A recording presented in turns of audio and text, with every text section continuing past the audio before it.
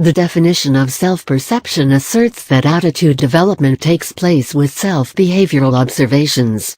This puzzle write-up will help you understand the self-perception theory with examples. Keeping up with research. In the year 2010, Clayton Critcher and Thomas Gilovich undertook research to check the connection between mind-wandering and self-perception.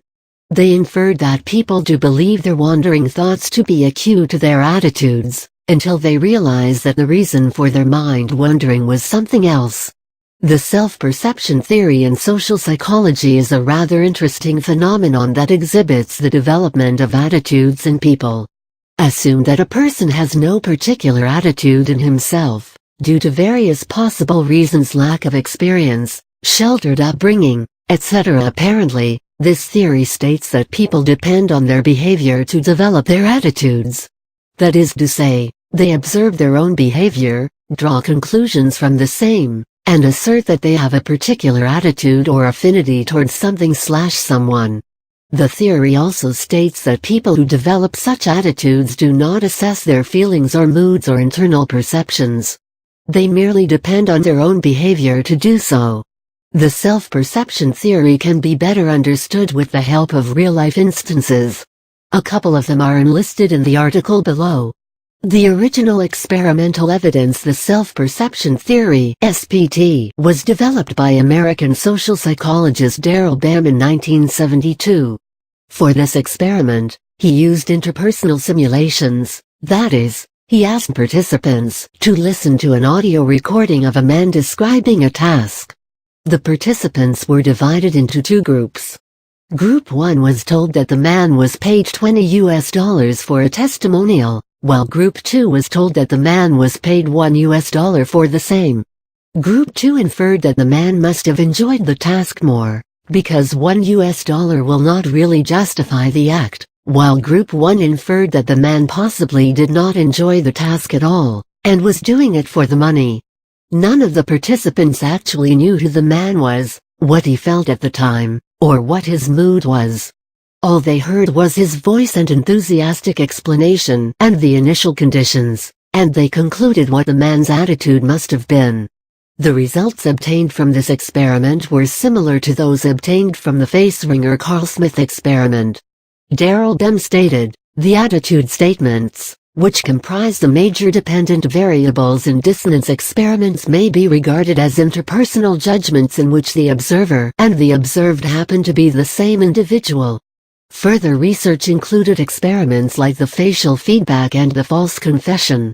The facial feedback test stated that a person's facial expression may influence his attitude. Eventually, Bam concluded that a person's attitude is, to a great extent, developed and influenced by his behavior. The theory as stated above, the self-perception theory, asserts on the influence of behavioral observations to develop and change a person's attitudes. To put it very simply, you infer from your own behavior. Many experts state that this theory is particularly true when one has a weak internal thought process. Rather, it does not allow self-assessment or internal feelings to contribute to the attitude development process. Those in favor of the theory argue that it is better for a person to analyze himself from the perspective of an outsider, depending on his outward behavior, instead of introspection, which the theory asserts will not help develop the proper attitude, given the uncertain internal conflicts. Two major situations may increase our dependence on the self-perception theory to interpret our attitudes. 1. Perhaps our internal feelings are weak, and 2. We perceive that we have behaved in a particular way out of our own free will. Consider the first situation. Let's say, you have tasted sushi for the first time, and cannot make up your mind whether you like it or not. Now, since your internal cues are weak, you cannot decide if sushi is on your list of favorite foods. However, you have eaten it without liking or disliking it. You haven't complained. You haven't felt like throwing up. Thus, you will judge yourself based on how you have behaved. Eventually, you will conclude that you probably like sushi. Consider the second situation with the same instance. You are unable to make up your mind whether you like or dislike sushi. But, Your friends assert that it is indeed wonderful. You do not really bother with the fact whether you like it or not, but you go along with their opinion, possibly because subconsciously, you do not want to disagree with a unanimous opinion. In reality, however, you condition yourself to believe that it is out of your own free will that you have declared your liking of the dish, and not by force. You are, perhaps, pleased to see that your positive opinion of such a simple matter has made your friends happy, and your pleasure in this situation, your feeling of satisfaction, has led you to believe that your own free will was at work. In situations henceforth, you will begin to rely on this behavioral trait of yours, and interpret your attitude based on this behavior. Thus, there are many cases when our behavior may be completely different, and developing our attitudes based on our behavior may or may not be completely reliable. Alternative phenomena. Cognitive dissonance. Cognitive dissonance describes the discomfort experienced by people when their mind is filled with conflicting thoughts. The self-perception theory was brought forth by Bem as an alternative to this theory. However, research studies have proved otherwise. To combat this feeling, one can try to bring about consistency in the mind, or make a strong choice between either of the conflicts in question. One can also consider the likelihood of trivialization, that is, you need not bother facing the inconsistency in your mind. All you have to do is to focus on the positives, rather than the negatives. The overjustification effect. This occurs when we attribute our behavior to an extrinsic factor rather than an intrinsic factor. This attitude, however, does not work very well when rewards are given out for the activity. Ultimately, people end up believing that they work for the rewards, not for the fun that the activity offers.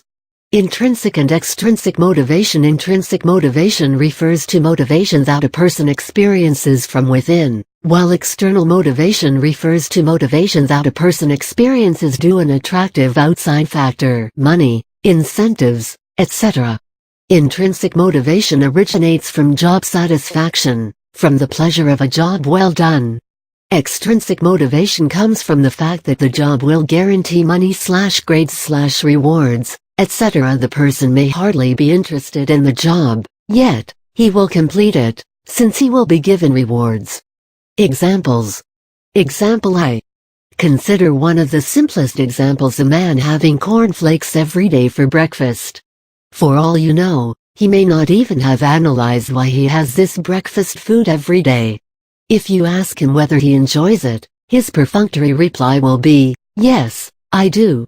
Or he may say, "No, I don't," or "Yeah, I guess, it's all right." Where do you find any kind of analysis here? He is observing his own behavior to develop an attitude. He notices that he has the same breakfast every day, he eats it without complaining, he does not really love the food, but does not hate it either. Or maybe, he has conditioned his mind into believing that it is good for his health. Whatever the reason, he has developed an attitude based on his behavioral traits. He does not delve deeper into self-analysis, nor does he have a strong opinion regarding the subject.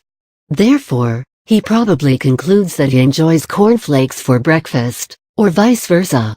This is a classic case of self-perception. Example 2.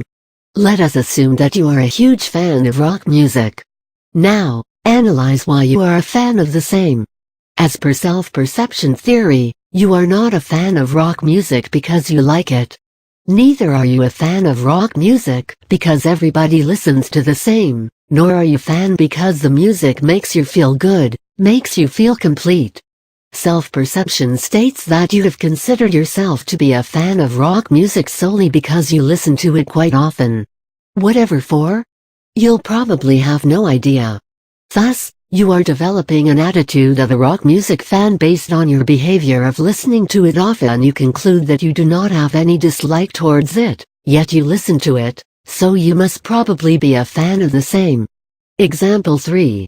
Suppose that you have been assigned a mundane task at work. You don't particularly like it, but you do not dislike it either. You complete the task as told.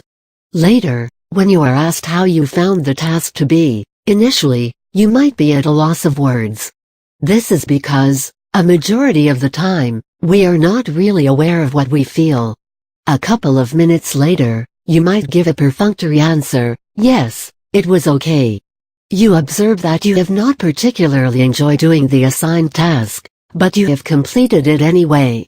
Thus arise a number of notions. Maybe you enjoyed the work, maybe you have an aptitude for it, maybe you can do it in the best way possible, and so on it goes. In this case, you have analyzed your own behavior and reactions, and you have made an inference. Rather, you have believed what you told the others, that the work was all right. Whether you actually enjoyed it, whether it was worth the time, whether you learned anything, all this is negated in your mind, since your behavior probably clouds your rational thinking. Bem's self-perception theory seems to provide an alternative to cognitive dissonance. However, many eminent researchers have found the two theories to be conflicting. In the latter, people experience discomfort due to conflicting thoughts, while in the former, people merely infer their attitudes. The question of which theory gains an upper hand among the two is still a matter of controversy and debate. While self-perception may be applicable in certain situations, sometimes, circumstances demand that alternative theories be used for attitude development and interpretation.